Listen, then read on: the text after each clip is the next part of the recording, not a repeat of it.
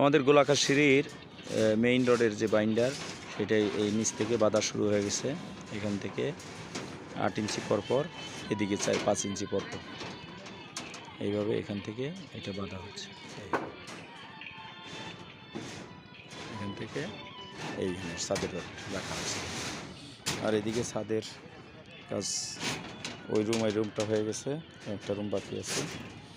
আর এইখানে বারান্দায় যে আমাদের 8.5 ফুটের যে বারান্দা আছে, এই বারান্দাটা এখানে ডাবল জালি, এখানে 10 মিলি 12 মিলি করে নিচের একটা জালি আছে, আর উপরে আর একটা জালি, আর ডাবল এক্সট্রা টপ হবে। তখন এই বারান্দাটার জন্য সেফ একটা ফেব্রিকেশন হবে ইনশাল্লাহ।